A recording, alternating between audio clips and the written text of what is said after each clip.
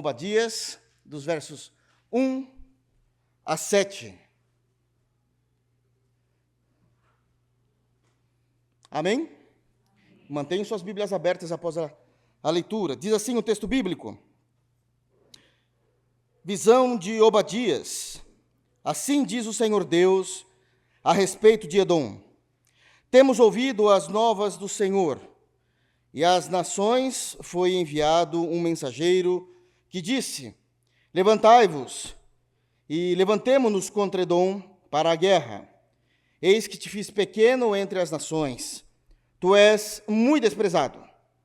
A soberba do teu coração te enganou, ó tu que habitas nas fendas das rochas, que na alta morada, e dizes no teu coração: quem me deitará por terra?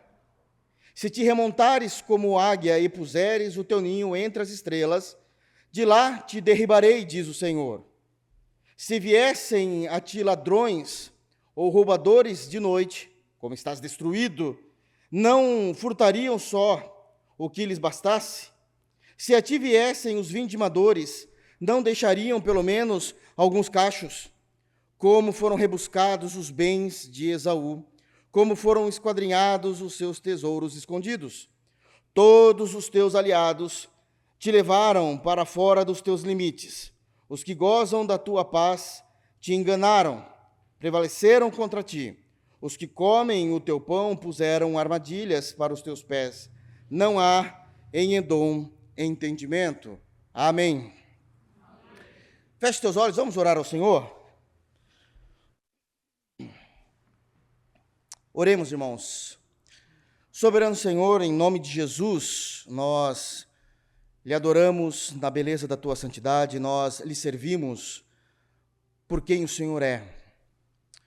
A sua glória, Senhor, ela alcança toda a existência, e de uma forma soberana, e de uma forma da qual o Senhor apontou a nós, a tua glória alcançou o nosso coração. O Senhor feriu o nosso coração, quebrando a barreira que era contrária contra ti, e o Senhor nos convenceu do santo evangelho, e por isso somos felizes. Obrigado por tua santa palavra. Nos conduza nesse sermão, que nós possamos lhe adorar ao ouvir, ao entender e ao aplicar as verdades desse texto em nossos corações. É em Cristo Jesus que nós oramos. Amém. Pois bem, irmãos, apenas fazendo um rápido resumo daquilo que nós falamos na semana passada e que nos servirá de base para a continuação da exposição desse importante livro. É bem sabido que Obadias, ele é um profeta da qual nós não temos muitas informações a respeito dele. Nós não sabemos quem era, de onde ele veio, nós não sabemos a sua família, nós não temos conhecimento de qual era a sua tribo dentro de Israel. Aliás, nós não sabemos nem mesmo quem é necessariamente a sua pessoa. E eu me lembro que na semana passada, quando começamos a exposição, eu disse algo importante, que Obadias, junto com alguns outros profetas, mas Obadias em si é a prova de que Deus não precisa de estrelas para que ele possa trabalhar no meio do seu povo. Obadias é aquele que surge num momento da história, na autoridade profética que Deus confere a ele, ele faz aquele seu período, seu momento profético, termina a obra que Deus deu a ele some do meio do povo e nós nunca mais ouvimos falar dele. Isso demonstra que Deus, ele usa quem ele quer, no tempo em que ele quer e no período em que ele deseja. Deus é soberano sobre o ministério, Deus é soberano para falar com o seu povo. Sabemos que também Obadias significa servo de Deus, e isso deixa claro principalmente pela maneira como ele atuou no seu ministério. Ele não quis ir além, ele não quis ter um capítulo 2, para que ele pudesse se posicionar diante do povo de Israel.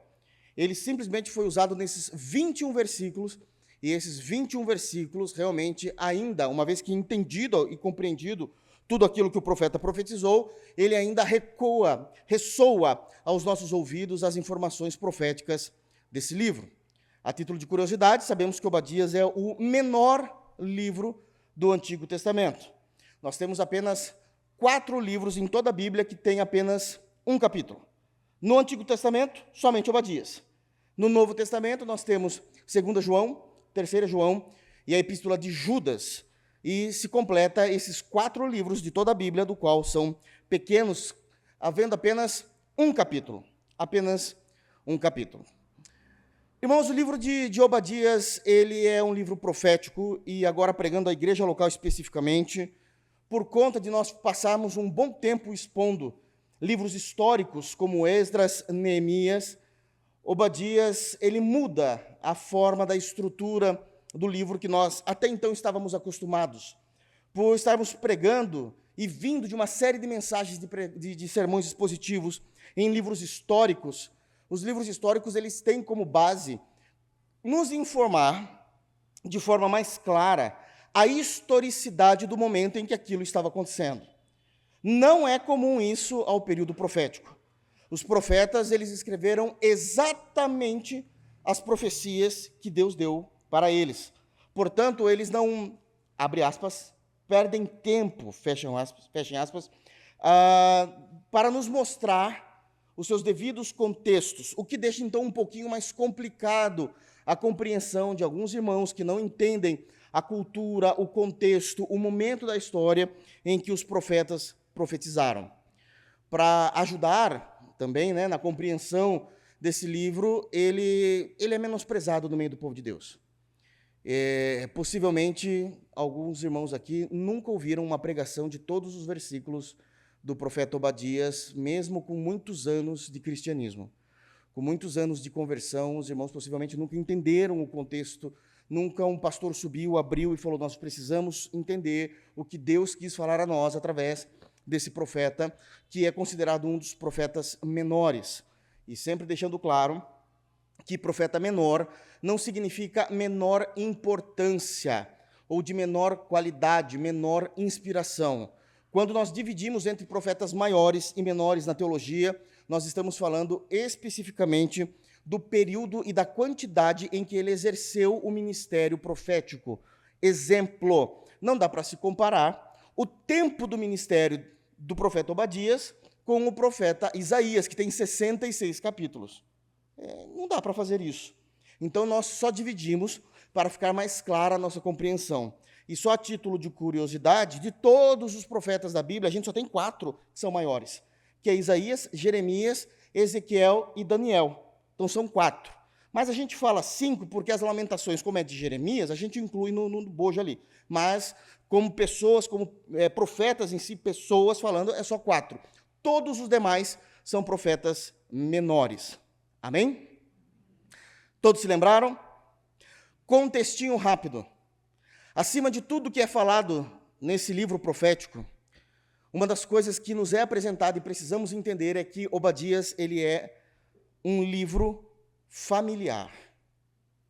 Tudo o que está escrito nesses 21 versículos é resultado de uma briga, de uma discussão familiar que aconteceu há 1.500 anos antes de Obadias.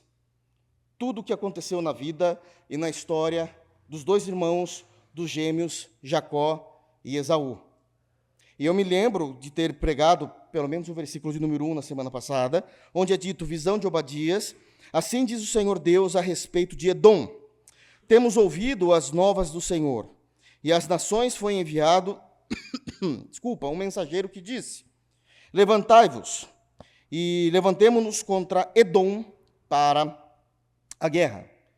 E a informação clara que nós temos aqui, de 2 que eu falei, a primeira, de fato, é a visão de Obadias, mostrando claro que ele, dando ênfase na sua escrita, que ele conseguia compreender o que de fato era a palavra de Deus revelada a ele, o que era uma palavra de Deus profetizada, onde ele deveria informar isso ao povo, uma palavra revelatória, e aquilo que é imaginação e desejo do seu coração. Ele tinha uma compreensão muito clara, ele não estava pregando aquilo que ele desejava, ele não estava pregando aquilo que ele gostava ou aquilo que ele achava que o povo de Deus deveria fazer ou não. Quando ele diz visão, que é ezer, aqui no rezer no hebraico, ele está dizendo que aquilo é um oráculo, é uma informação autoritativa que contém questões proféticas. Isso é um oráculo. Então, são visões, uma mensagem autoritativa da parte de Deus e que existe um conteúdo profético. Aquilo que ele está falando iria acontecer. E já adianto, aconteceu. Alguém já ouviu falar no povo de Edom por aí esses dias? Não ouviu. Porque a forma como foi profetizado foi exatamente o que aconteceu. Nós lemos na semana passada todo o livro, então ficou claro que Deus traria juízo sobre Edom e que Edom deixaria, toda a nação de Edom deixaria de existir. E assim foi. Não existe mais descendentes de Esaú em nosso planeta. Acabou. Como é que acabou? Deus destruiu toda essa nação. Tudo como resultado de uma briga, de uma birra entre irmãos, e que isso foi se estendendo na família, de tal maneira que isso não se resolvia de jeito nenhum. Então, também no versículo de número 1, na semana passada, eu falei para os irmãos a respeito do motivo do juízo de Deus. Qual era esse juízo de Deus? Do nada, o livro começa já com a profecia, sem contextos, como eu bem disse aos irmãos, porque é um livro profético, e ele já inicia dizendo no versículo 1 que Deus está levantando nações para destruir Edom e vai acabar com Edom. E por que disso? E aí eu voltei 1.500 anos atrás, narrando a história de que Isaac e Rebeca se casaram, e por 20 anos Isaac orou por um filho, visto que ela era estéril. Depois de 20 anos, Deus atendeu a oração de Isaac e ela concebeu a gêmeos. Mas ela achou que a gestação não era tão comum. Ela percebeu, primeiro, mesmo sem haver os exames modernos de hoje, ela sabia que já não tinha apenas uma pessoa no seu ventre. E segundo, as duas não se davam bem já dentro de sua barriga. Eles ficavam lutando, diz o texto bíblico, lá em Gênesis capítulo 25. E ela, desesperada, ela vai buscar a Deus, dizendo: Deus, isso não é normal. E Deus vai falar o seguinte para ela: dentro de você há duas nações, dois povos que se iniciarão através dessas crianças. Eles não serão amigos. Porém, o maior, ou seja, o mais velho, aquele que nascer primeiro, segundo a lei da primogenitura, que era muito importante no Antigo Testamento, servirá ao menor. E quando acontece, agora, de Rebeca conceber essas crianças, nasce primeiro Esaú, e depois, em seguida, já nasce Jacó agarrado ao calcanhar de Esaú. E eu falei também na semana passada que a gente precisa ter um pouquinho de cuidado com aquilo que a gente ouve por aí. Eu me lembro de ter crescido na igreja ouvindo que Jacó se chamou Jacó porque ele era usurpador. Não, irmãos. O nome hebraico é Yaakov, que vem de Akev, calcanhar, Yaakov, aquele que segura o calcanhar. Só isso. Essa ideia de usurpador fica por conta de quem inventou essas histórias. Ele se tornou alguém que usurpava por aquilo que ele fez depois de adulto. E se os irmãos prestarem atenção, eu não tinha tanto tempo para trabalhar na semana passada, Jacó era o filho preferido da mãe. Se ele é o filho preferido da mãe de Rebeca, ou seja, de Rebeca, você acha que Rebeca ia dar um nome para o filho preferido de seu ladrãozinho? É só pensar um pouquinho, né, irmãos? A mãe amava aquele menino. Ela errou a ponto do amor que ela tinha ao filho ultrapassar o amor que tinha ao marido. Peguei no calo, né? O amor primeiro do cônjuge sempre será o outro cônjuge, não ao filho. Situação difícil e circunstancial. Numa hipótese, Flávia, minha esposa, está... Uma hipótese, ok? Uma hipótese. Está grávida numa segunda gestação. Acontece um problema sério durante a gestação, a criança já está formadinha, está bonitinha no ventre, mas vem uma notícia terrível. O médico vem e diz: Senhor Rodolfo, o senhor vai ter que fazer uma escolha. Ou a criança vive, ou a esposa vive, mas os dois não ficarão vivos. Qual é a sua escolha? Porque isso compete ao marido. Eu não posso nem pensar. A esposa vive. A esposa vive. Simples assim. E permitindo Deus, teremos um outro filho. Isso é cristianismo. Ok, irmãos? Então, entender que Jacó veio de usurpador é não compreender necessariamente os contextos de Gênesis. E essa é uma discussão que começa de forma intrauterina. Eles nascem, perpedura uma discussão entre irmãos, e perpedura e agora uma discussão entre nações. Tudo porque, em um determinado momento, após o nascimento dos gêmeos, os pais cometeram o grande erro de terem filhos prediletos. O pai, Isaque, começou a amar mais a Esaú e a mãe começou a amar mais a Jacó. Eles não verbalizavam isso, mas eles expressavam isso. E deu um grande problema, de tal maneira que a relação entre os irmãos, o tempo todo, na dissertação das Escrituras, era uma relação de rivalidade. Mas já havia uma profecia. Lembra-se que Deus falou a Rebeca que o maior serviria ao menor, mas como se não bastasse, Isaque, ele decidiu se sobrepor ao plano de Deus e que ele deveria dar a bênção da primogenitura a Esaú. E ele já tinha deixado claro que assim seria.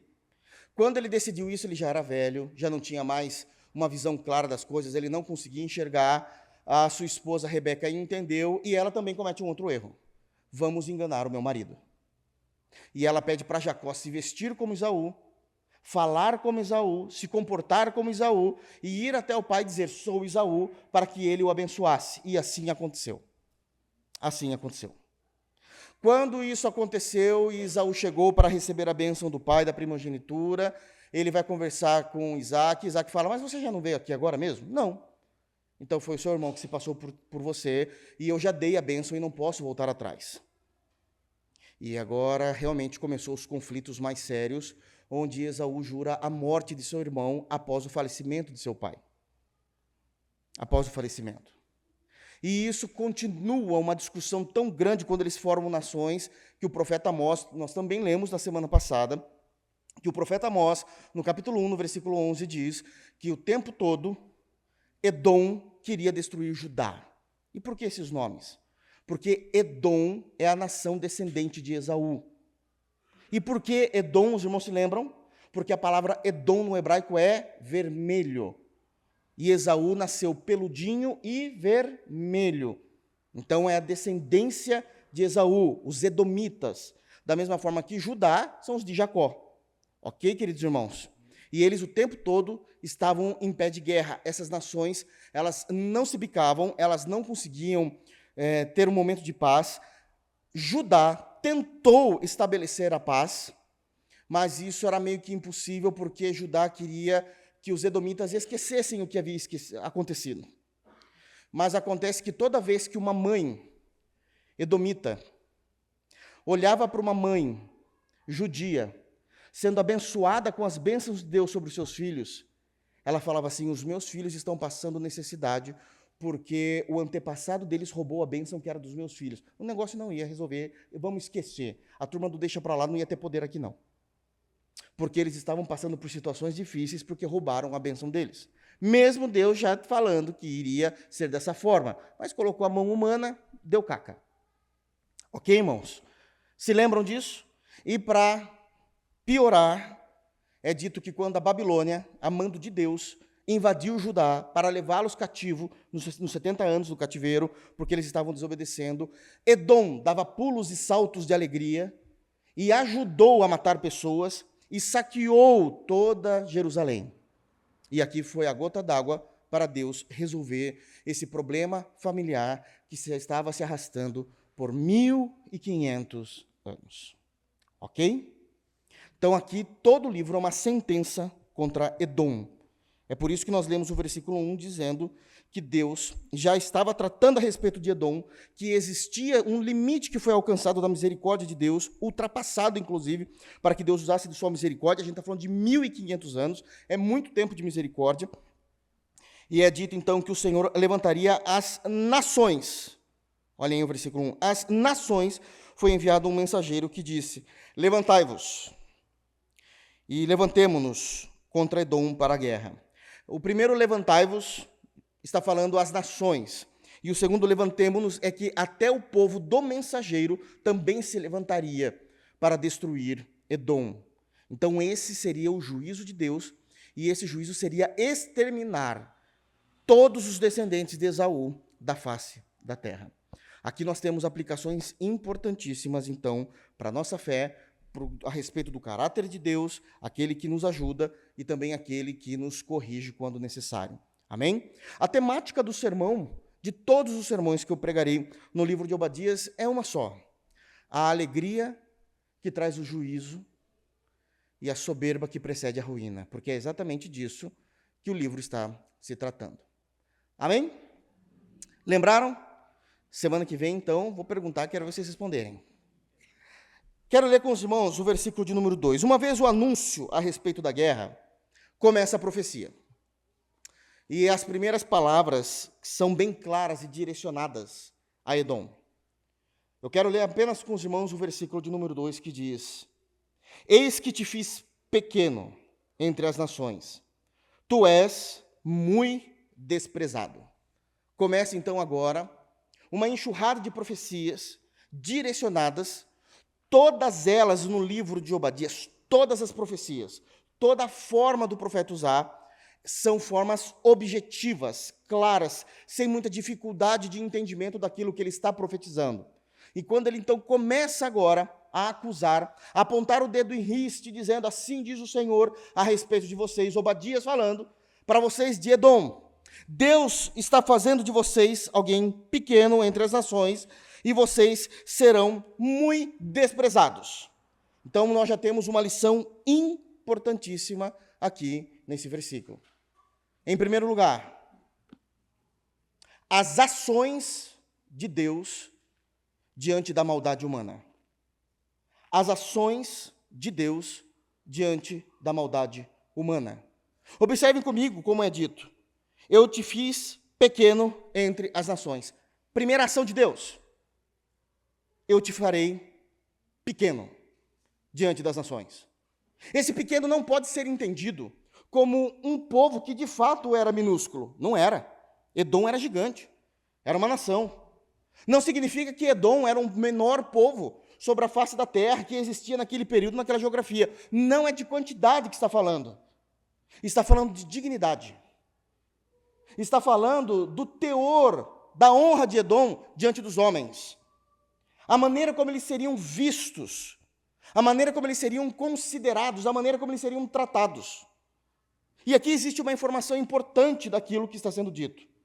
Daniel já tinha tratado esse assunto de que é Deus, em sua soberania, que determina qual será o momento do ano, quem estará no trono e qual será a compreensão que os homens individualmente terão da vida.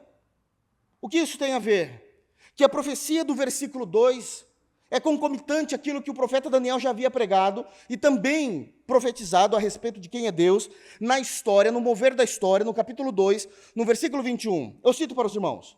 Daniel profetizando, quando chega no versículo 21 do capítulo 2 de seu livro, ele diz: porque é Ele, Deus, quem muda os tempos e as estações.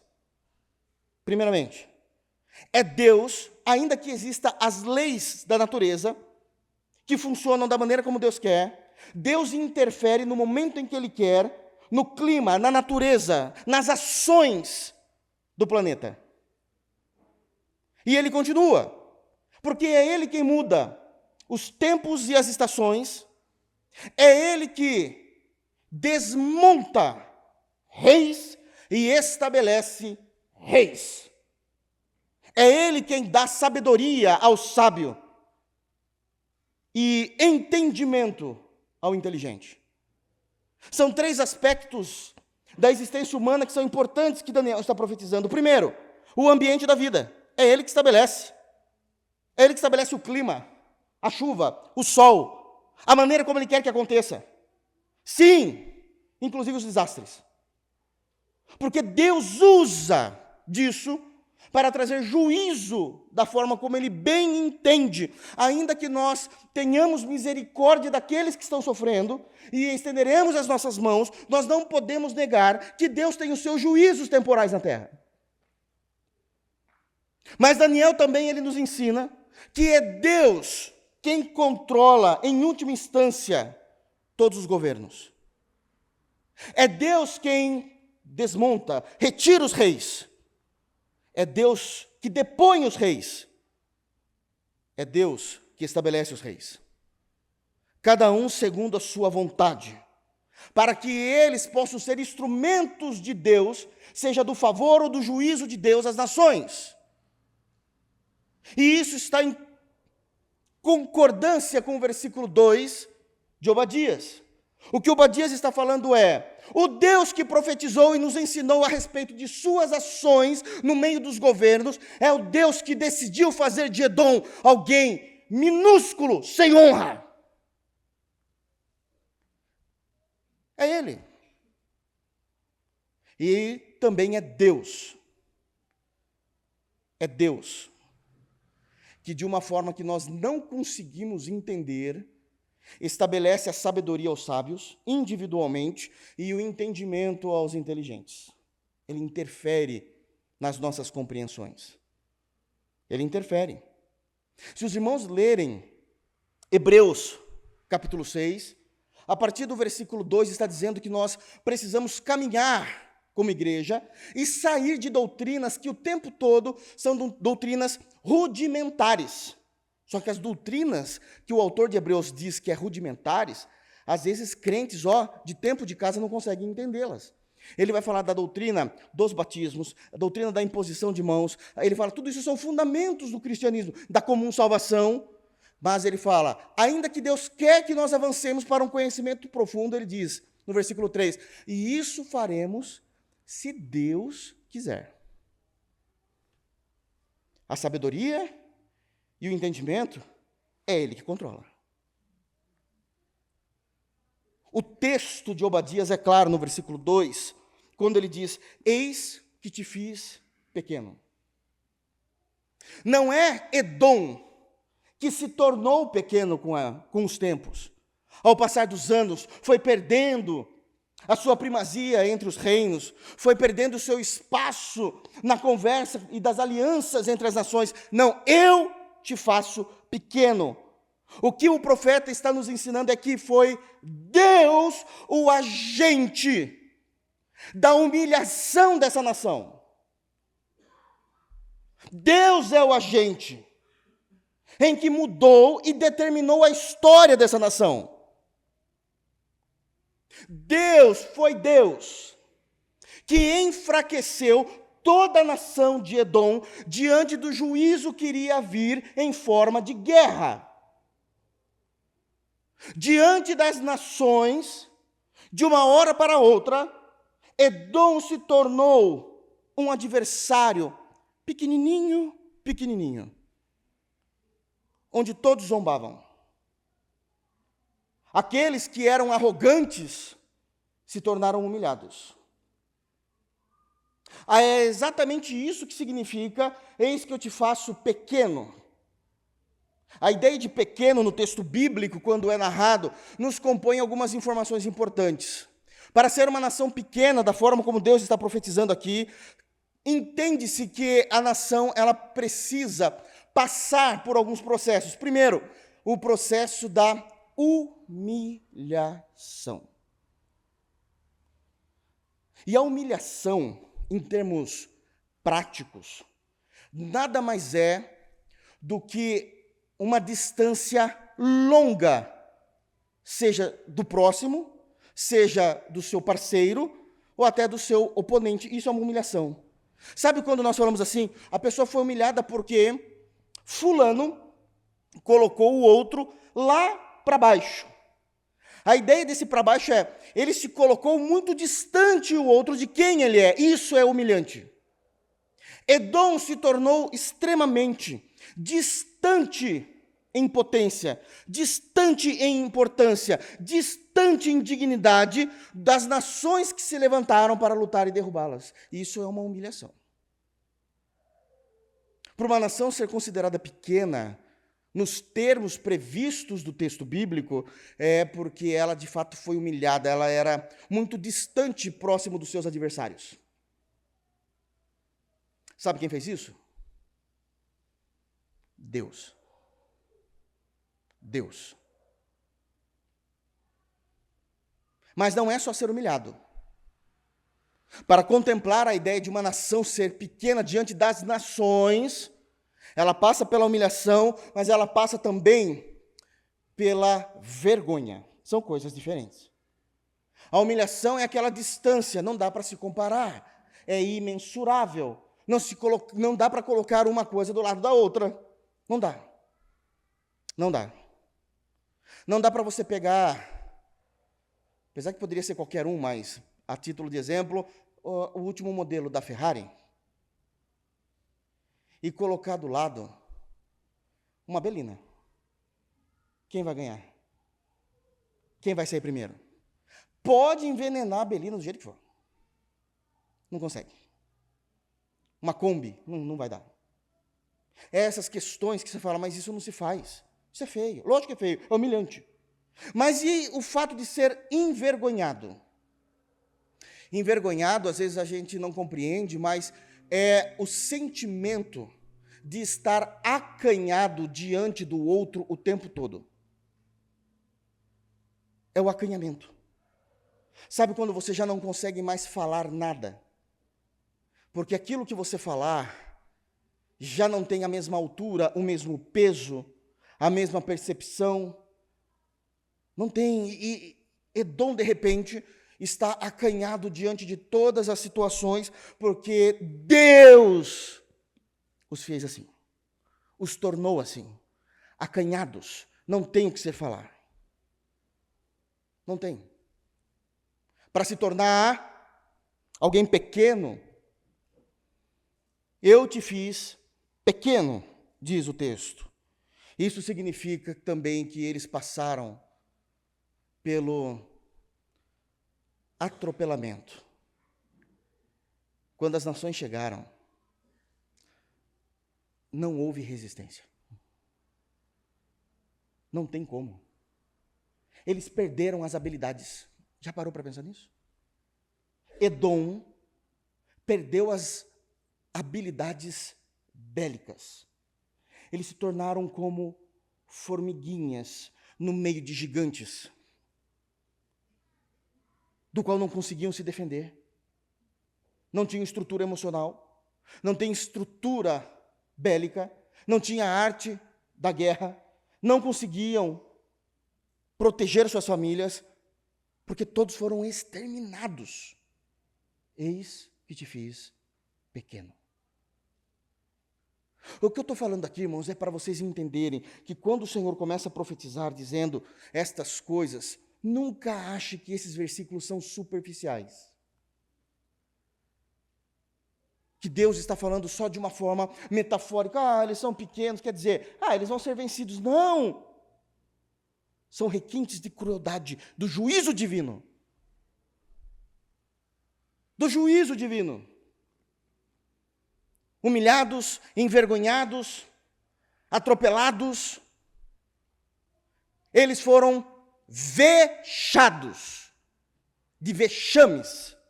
E o que é um vexame?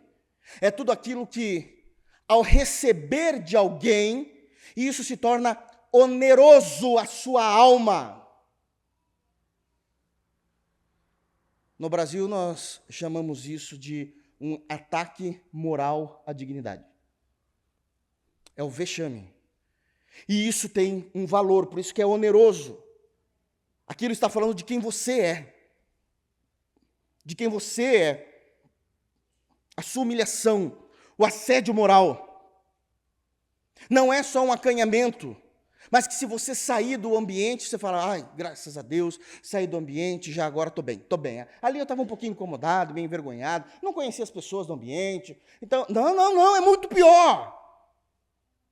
Todas as nações, diz o texto, daquela região, olhariam com um sentimento de vexame, o qual era oneroso à saúde emocional do ser. Você quer destruir uma pessoa? Comece destruindo o emocional dela.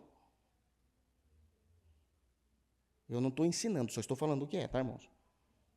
Pareceu que eu estou ensinando, misericórdia, né? Mas você quer destruir alguém? Comece a destruir aos poucos o emocional. Ela perde o equilíbrio. Ela já não sabe mais fazer aquilo que ela sempre soube. Existem testes e mais testes psicológicos que já foram feitos para comprovar isso. Eu me lembro quando eu estudava de um teste psicológico que foi feito com um jogador profissional da NBA. E ele foi jogar, lá nos Estados Unidos é muito comum, o basquete de rua. Então é óbvio que ele seria o melhor, não é verdade? Ele é da NBA. Ele, de fato, foi o melhor. E colocaram uma jovem moça de uns 20 anos, que talvez foi a primeira vez que ela pegou na bola de basquete. Era um experimento social da psicologia. E agora colocaram eles diante da cesta de basquete e eles precisavam acertar a cesta. É óbvio que ela não acertou nenhuma na distância correta do basquete de rua, das regras do basquete de rua, e o profissional da NBA acertou. Então, eles tinham só que fazer os lançamentos. Eram 10 lançamentos cada um. O profissional acertou e aquela moça não acertou. Agora eles foram para a fase seguinte do teste. Eles teriam que fazer a mesma coisa, de novo, mas agora com os olhos vedados. E tinha um público assistindo. E já tinha sido combinado com o público o seguinte. É óbvio que ela vai errar, tá, pessoal? Você vai se enxergando, ela não acerta. Com os olhos fechados, ela não vai acertar. Mas, nessas 10 tentativas, na tentativa tal, na tentativa tal, na tentativa tal, na tentativa tal, 4 vezes das 10, a gente vai vibrar como se ela tivesse acertado. Mas, no nosso amigo da NBA, a gente vai fazer mesmo que ele acerte. E isso aconteceu. Ela errou todas e o cara acertou 8 com os olhos fechados de 10. Agora veio a terceira fase. Vocês vão voltar a jogar com os olhos abertos. A moça acertou 4. Nunca tinha jogado basquete. Porque ela estava motivada. O emocional estava para cima. E o jogador acertou 4. Ficou na média do iniciante. Errou 6. Quem nunca errou? Porque o cara é um profissional da NBA. Você quer destruir uma pessoa? Você quer levantar uma pessoa? Começa pelo emocional. Deus está falando, eu vou destruir Edom. E eu começo pelo emocional. O vexame. Aquilo que é oneroso. Aquilo que tem valor para eles.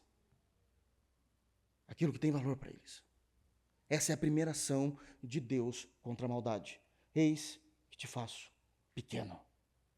Eu os humilho, eu os envergonharei, vocês serão atropelados e vocês passarão por vexames. Mas agora tem a segunda ação do texto. O texto diz, e vocês serão muito desprezados. Da mesma forma que é Deus quem tira, quem depõe reis e estabelece reis, é Deus quem preza e é Deus quem despreza. É Deus quem preza e é Deus quem despreza. Essa é a profecia.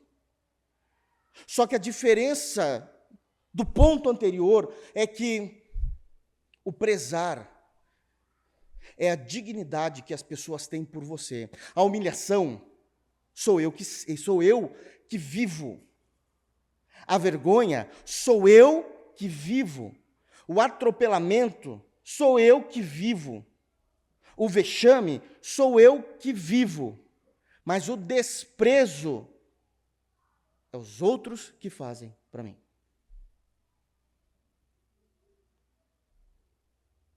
São os outros que me desprezam. Começa no outro. Não começa no âmago da minha humilhação. Não começa na minha vexação. Começa com a minha honra sendo delapidada pelo outro, pelo próximo. E Deus está dizendo, eu farei de vocês pessoas muito desprezadas. Muito desprezadas. O desprezo é algo que tira totalmente a sua honra e começa a destruir a sua fama na sociedade. Vou dar um exemplo. Os homens talvez entendam um pouco melhor. Imaginem o final de um campeonato de futebol. Mas um final mesmo, da UEFA. Negócio sério. Ou então uma final de Copa do Mundo, assim as irmãs talvez entendam um pouco melhor. Final de Copa do Mundo, 2 times maravilhosos.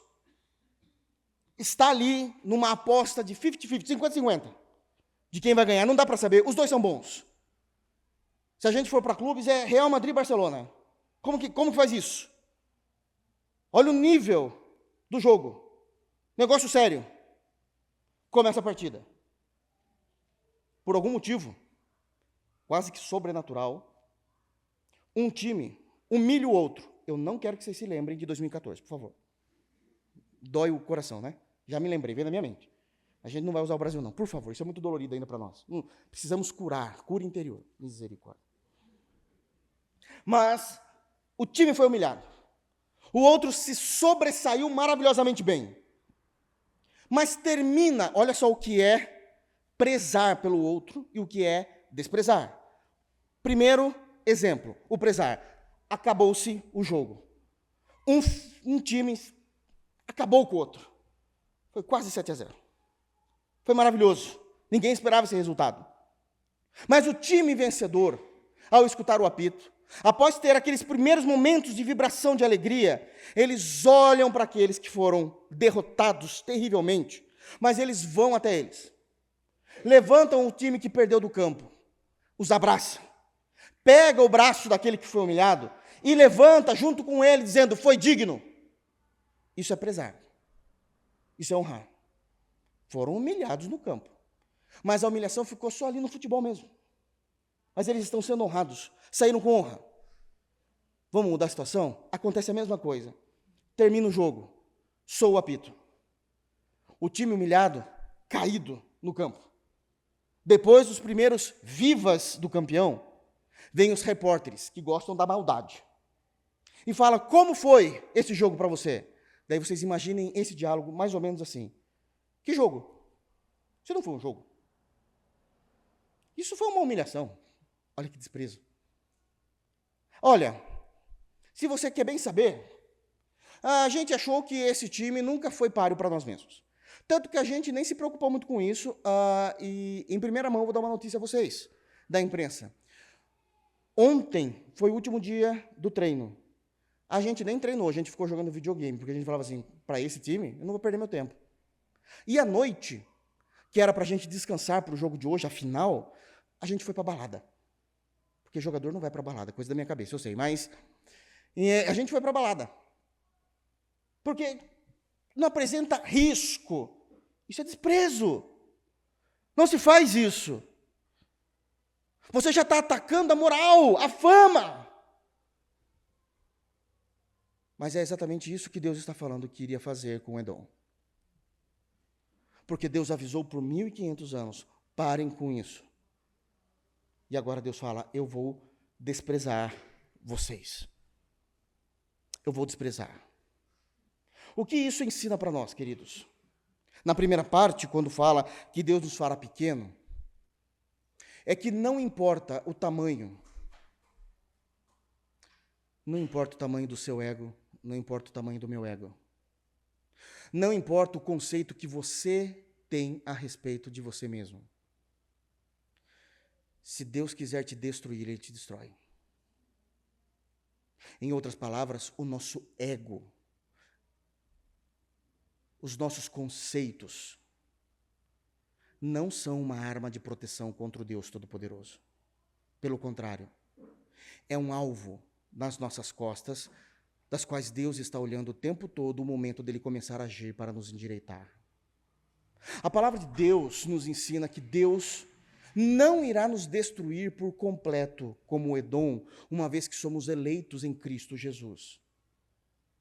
Mas Israel, no Antigo Testamento, que era eleito, sofreu vários castigos. Sofreu vários castigos. Então, o nosso ego e a nossa arrogância só nada mais é do que um alvo nas nossas próprias costas para Deus começar a agir. Cuidemos do nosso coração para não cair nesse mesmo erro, para que Deus não determine sobre nós, dizendo e olhando e citando o nosso nome, dizendo, Rodolfo, você é muito pequeno e muito desprezado a partir de agora. comece os seus jogos.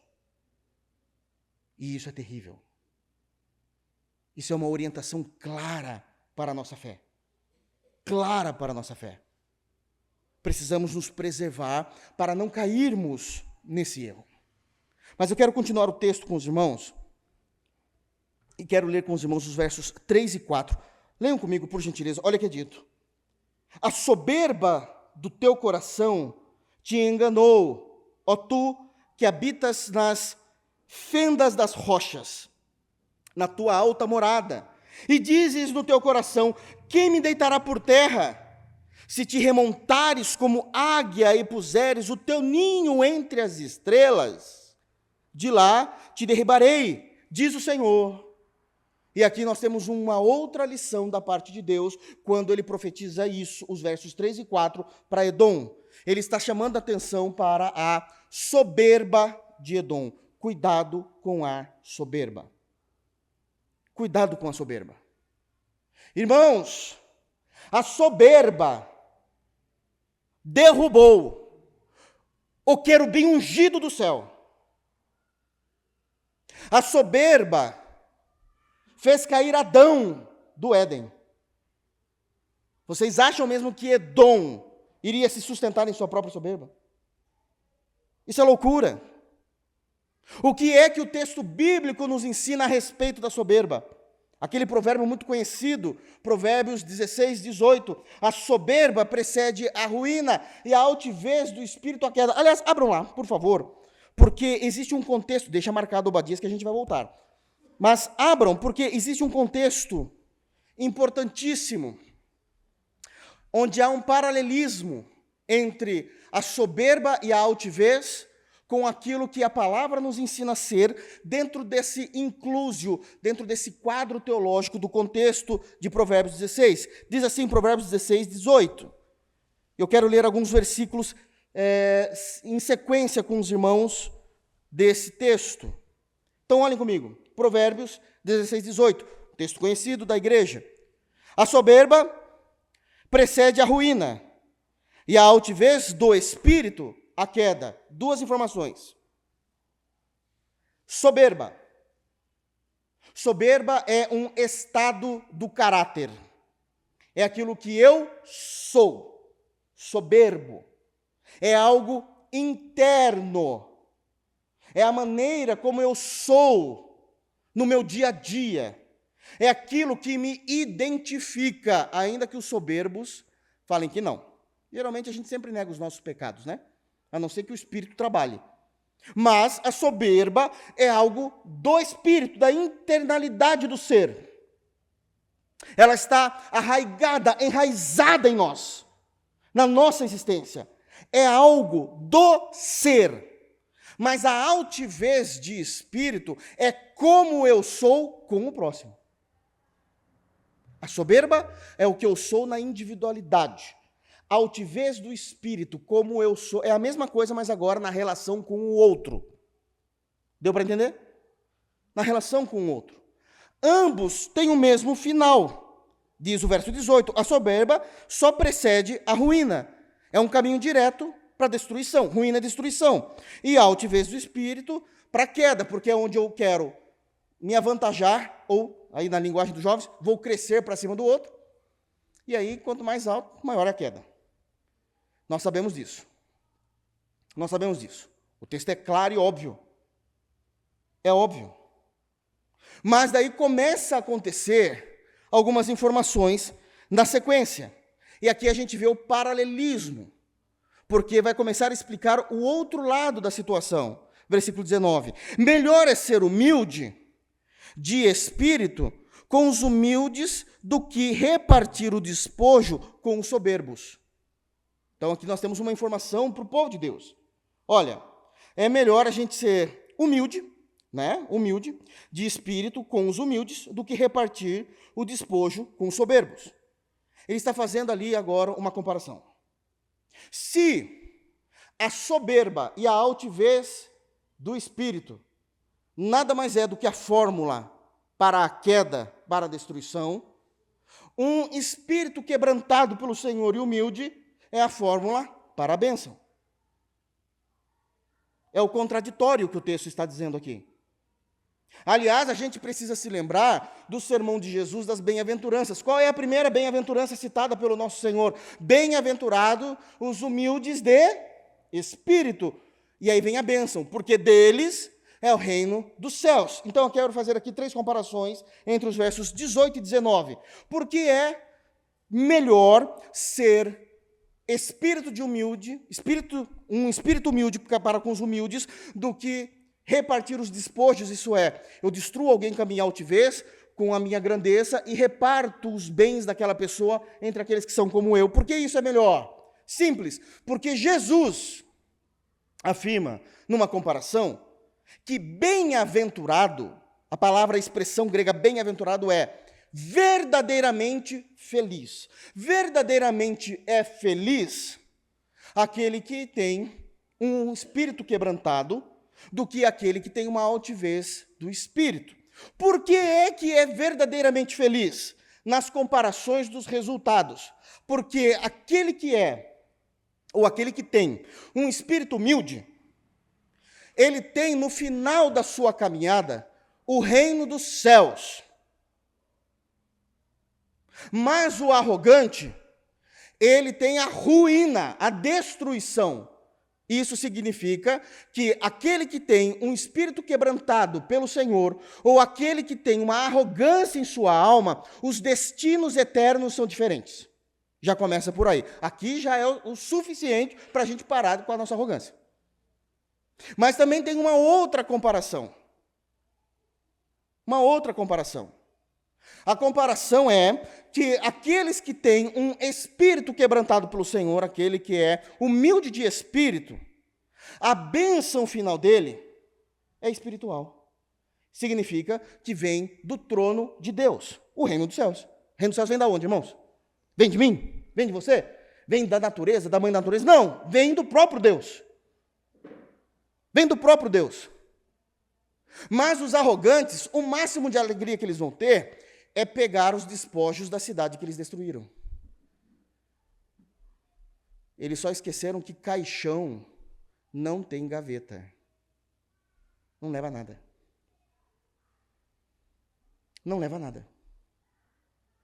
E a terceira compreensão é o tipo de presença divina no final da vida. Seja o crente, ou seja, o ímpio, todos estarão diante de Deus na eternidade. Todos estarão diante de Deus. A questão é, a presença de Deus na eternidade para os salvos e para os não salvos vai ser uma presença diferenciada. Aqueles que têm um espírito quebrantado, bem-aventurados, humildes de espírito, porque deles é o reino dos céus, a presença de Deus na eternidade para nós é a presença de Deus como Pai. Mas a presença de Deus para aqueles que morreram perdidos em seus pecados é a presença de Deus como o grande juiz eterno. O grande juiz eterno. Não se esqueçam do atributo de Deus. Deus é onipresente. A eternidade fora da cidade celestial também contará com a presença de Deus, mas com uma presença não muito legal. E ela será eterna. Será eterna. Não é uma presença paternal, pacífica, como filhos, mas é uma presença daqueles a quem Deus decidiu revelar a sua grande ira a eles. Romanos capítulo 9, eu não estou inventando nada. Está no texto. Porque Deus decidiu assim. Então a comparação entre os versos 18 e 19 é muito claro. E continua-se. E ele vai dar agora os conselhos para essa aplicação. Versículo 20. O que atenta para o ensino acha o bem, e o que confia no Senhor, esse é feliz. Qual o ensino? Daquilo que ele acabou de dizer. Ele está dizendo, meu querido, a soberba precede a ruína. Você vai por esse caminho? Mas veja bem, aquele que tem um espírito humilde, esse será mais feliz. Se você se atentar para esse ensino, se você confiar em Deus, você vai achar o bem. Senão você vai achar o mal. É o contrário. Ele continua, versículo 21. O sábio de coração é chamado prudente, e a doçura ao falar aumenta o saber. Aí a gente fala, mas por que ele está falando isso? Óbvio, porque tanto a soberba, como principalmente a altivez de espírito, ela é revelada pelo falar. Como que você fala que o cara é arrogante? Você fala, olha o que esse camarada falou. Olha como ele tratou tal pessoa. Olha o argumento que ele teve. Olha como ele fala dele mesmo. Olha como ele fala do outro. A altivez do espírito passa pelo uso da palavra. Mas aquele que é do Senhor, ele trabalha bem isso. É o versículo 20, a gente se atenta para esse ensino, a gente é feliz. O versículo 21 vai dizer que aquele que é sábio do coração é prudente, a doçura no falar. 22, o entendimento para aqueles que o possuem é fonte de vida. O entendimento bíblico dessa história, isso aqui é uma fonte de vida. Mas para o insensato, a sua estultícia lhe é castigo.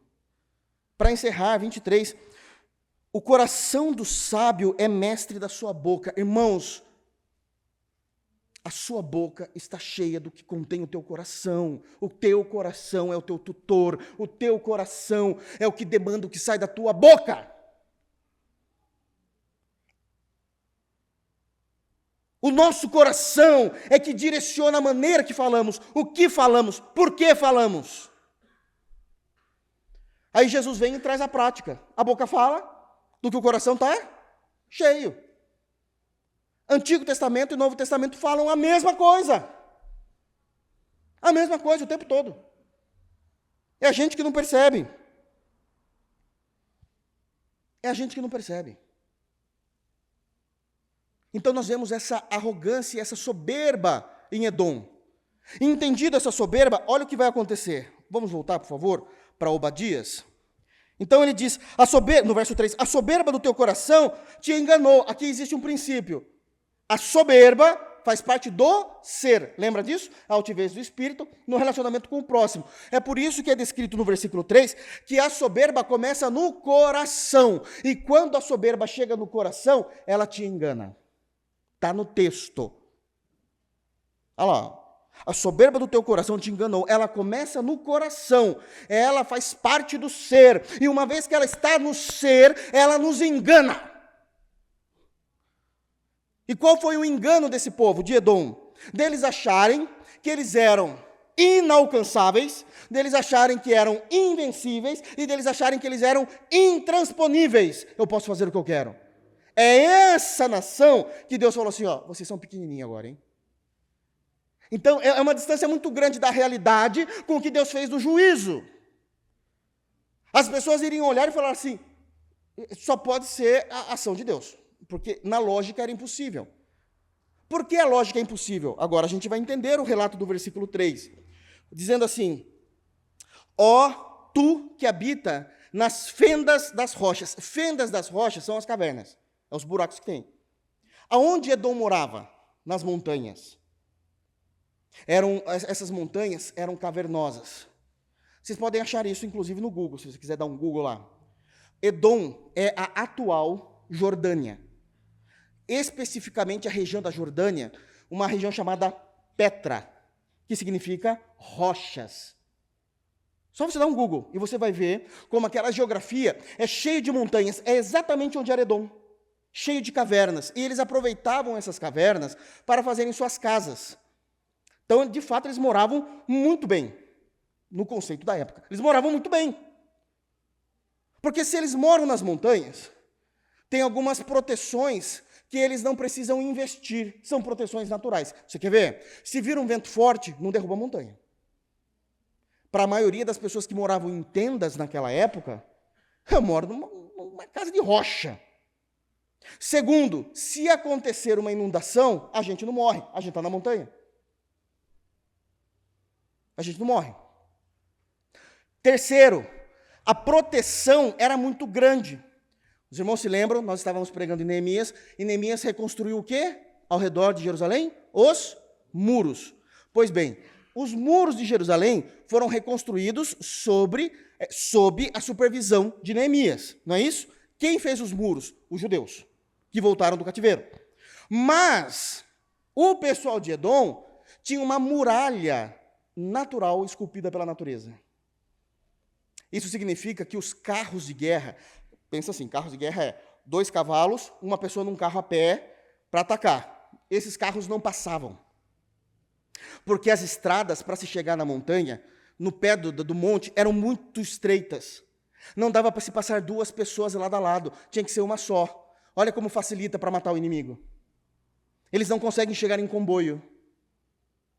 Então eles tinham essa falsa sensação, nós somos invencíveis, não tem como. Nós somos intransponíveis. A muralha natural das rochas não permite que eles cheguem até nós. Não tem como. Porque nós somos os melhores.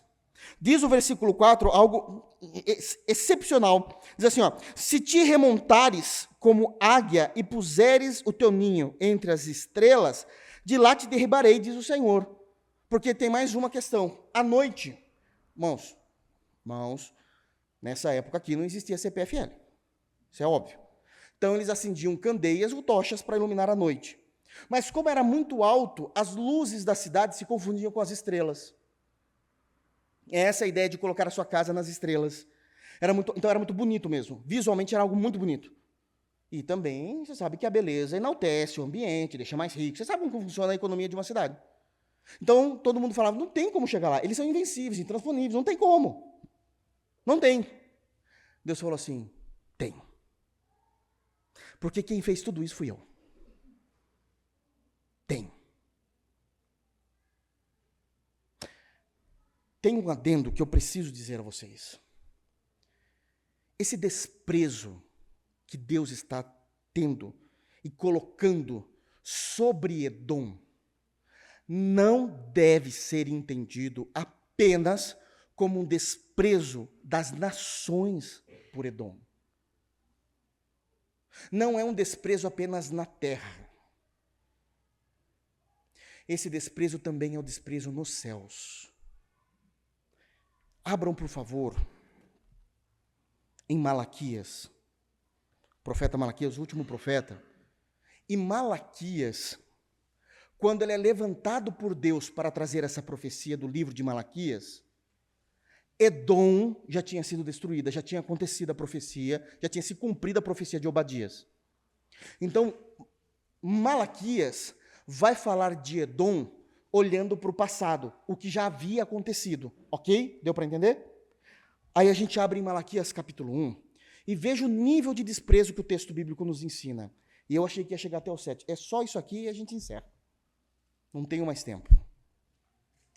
Eu achei que eu ia pregar Obadias em um culto, irmãos. O meu coração falava isso. O coração é enganoso, né?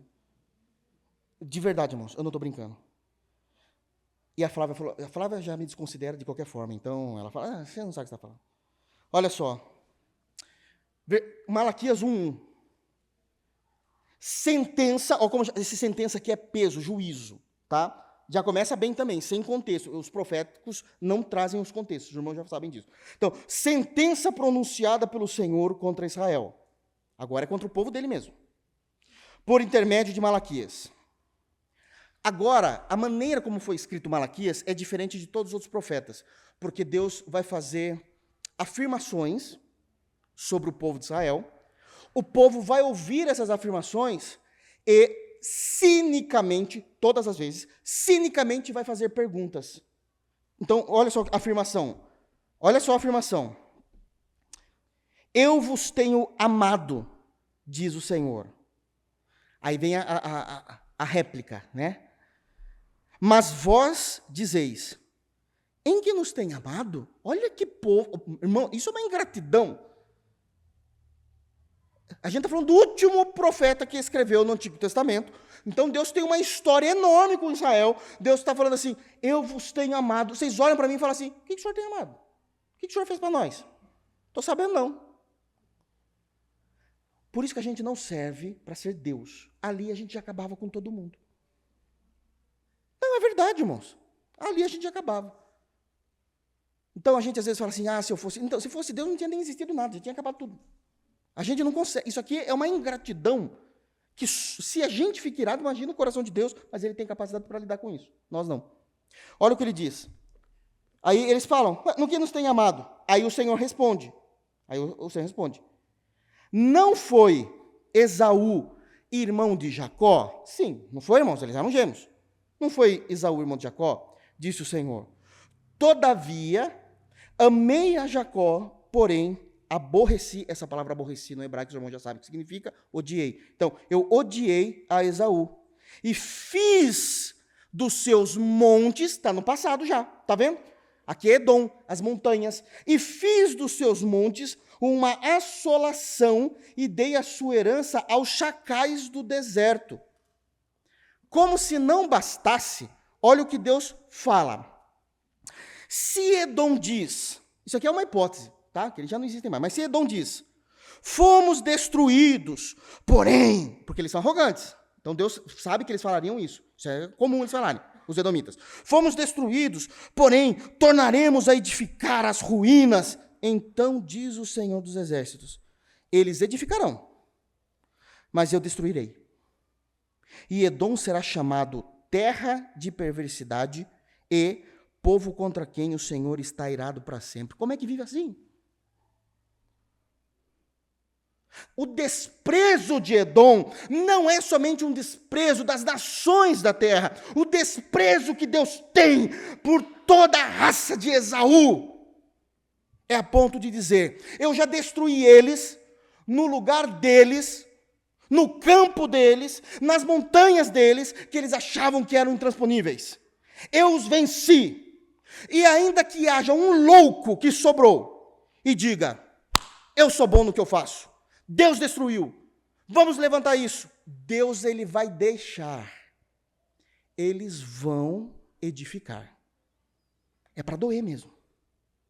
Quando eles terminarem, eu venho e mato todos eles de novo. Porque eu quero que Edom seja conhecido como duas informações. Primeiro, terra da perversidade, terra maldita, um ambiente do qual eu odeio. E segundo, povo contra quem o Senhor está irado para sempre. Deus é o nosso refúgio e fortaleza. Deus é o nosso socorro bem presente no dia da angústia. Mas se é o próprio Deus que se ira para sempre contra nós, a quem iremos recorrer? A quem? É melhor não existir do que viver essa situação. Povo a quem Deus está irado para sempre. A profecia de Obadias nos ensina, então, cuidado. Cuidado para não serem soberbos. Deus está de olho em nós. Salmos 33 diz, os olhos do Senhor percorrem toda a terra. A primeira visão do livro de Zacarias é que os cavalos de Deus percorrem diariamente a terra e todos os dias, no horário marcado pelo Senhor, esses cavaleiros se apresentam diante de Deus e sempre dizem a mesma coisa. A terra estará exatamente como o Senhor quer que ela esteja. Isso significa que até mesmo as catástrofes são juízos de Deus. Tudo está acontecendo como Deus quer que aconteça. Tudo. Cuidado em não sermos altivos em nossos espíritos. Cuidado, porque haverá queda. Cuidado para não existir a falsa segurança nas coisas que nos rodeiam ou na nossa existência. No caso dos edomitas, a segurança deles estava baseada na sua montanha, nas muralhas naturais, nas fendas das rochas. Cuidado para que a gente não substitua a nossa segurança pelo nosso dinheiro, pelos nossos bens, pelas nossas conquistas. Para Deus, tudo isso é destrutivo com um sopro. Que Deus guarde o nosso coração e que possamos ter o espírito em que o Senhor Jesus quer que tenhamos, que sejamos homens e mulheres cheios de um espírito quebrantado, humildes de espírito, porque no final o reino dos céus se abrirá a nós. Que Deus nos abençoe em Cristo Jesus. Vamos ficar de pé?